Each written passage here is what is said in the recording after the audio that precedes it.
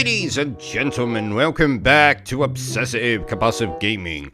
I am the Obsessive Compulsive Gamer, joined once again by my faithful manservant / buck totem Bertrum. Say hello, Bertrum. Hello, Bertrum. And this is my review for Tekken 7. So dear viewer, if you don't mind, don't forget to subscribe to this channel and like this video. So, Tekken 7 originally released in arcades in 2015.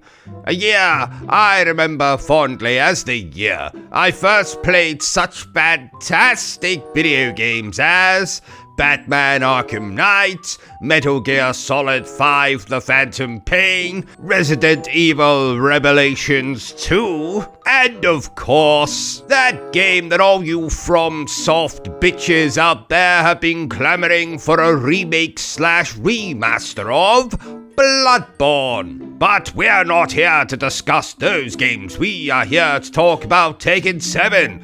And just like that beautiful bearded bastard Barry Burton, you're probably wondering, what is this?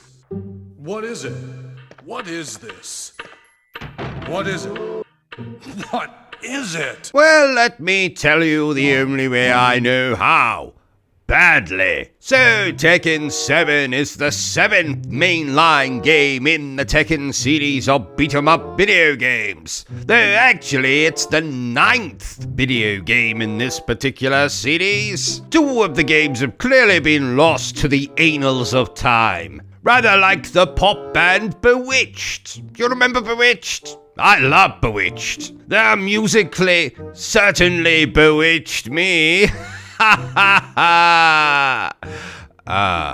Anyway, the story this time takes place shortly after the events of Tekken 6 and focuses on the events leading up to the final battle between martial artist Heihachi Mishima and his son Kazuya. And yes, that's the same Kazuya who will go on to become the main villain of Tekken 8. A game that is sadly superior to this game in almost every single conceivable way. But before we get to that, let's talk about the good. So, unlike a lot of beat-em-up video games, Tekken 7 thankfully features a full story mode, in which you will control various characters and beat up various other characters.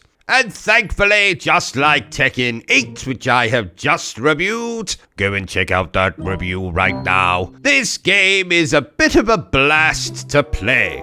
There are also some expertly crafted cutscenes, which certainly get the old blood pumping and the underpants expanding. And thankfully, just like Tekken 8, this game is much more beginner friendly, mostly thanks to its rage art system and power mechanic, which if I was more versed in beat-em-up lingo, I would be able to break down for you in intricate details. But I will leave that to YouTubers far more experienced with the beat-em-up genre than I am, like Maximilian Dudes. He is definitely well versed in beating it off. I mean, beating 'em up. Like a lot of beat-em-ups, this game also features various gameplay modes, including an arcade mode, the dreaded online mode, tournaments you can enter,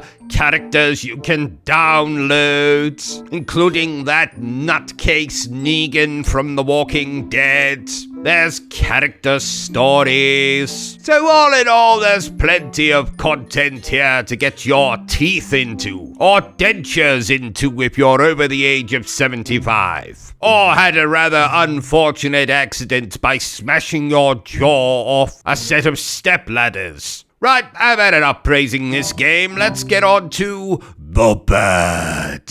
And sadly, unlike Tekken 8, which was a bit of a cinematic masterpiece in my opinion, the events of Tekken 7 are pretty slow going. It's pretty much only an hour and a half to 2 hours of getting ready for some final fight against Heihachi. Not a lot happens. Yes, we take control of a couple of different characters, but there's not much going on. I honestly can't say that the story was all that exciting. Going along with that, yes, there are some great quality cutscenes, but there are also, bewilderingly, certain cutscenes which are nothing more but than static images, like drawings or paintings or a drawing that you painted over. They also make a choice of having some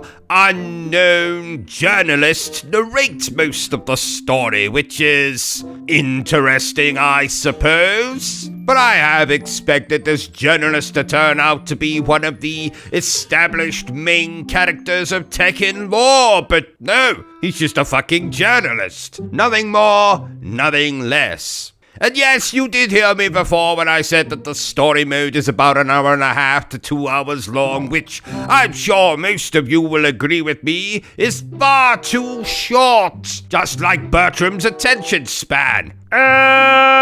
Don't deny it, Bertrum. And though I can't quite put my finger on it, though I suppose it has to do with this game's age at this point, I just didn't find the game as fun as Tekken 8 to play, which might be a bit unfair because Tekken 8 is the new dick on the block, so to speak. But still, I did have my suspicions while playing Tekken 8 that there was a reason I completely forgot all about my playthrough of Tekken 7 back when it originally released. And having replayed the game today, I can see why. This is a pretty fun beat 'em up with a pretty underwhelming story mode, couple of nice cutscenes, couple of nice character moments. But comparing this to Tekken 8 is like comparing Game of Thrones to Game of Wooden Chairs. There's just absolutely no contest. Therefore, I declare that Tekken 7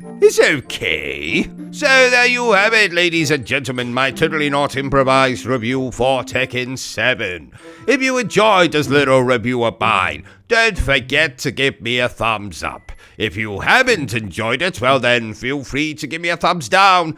But please remember the single most important thing I always tell you, dear viewer, and that is to always stay obsessed with gaming. Say goodbye, Bertrum.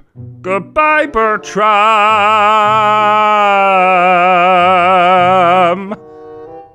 Really? Did we need the singing, Bertrum? Really? Was it absolutely necessary? Sounded good, though. Are you still here? Oh, you must have really enjoyed this video then. In that case, you had better subscribe to the channel and check out our other content.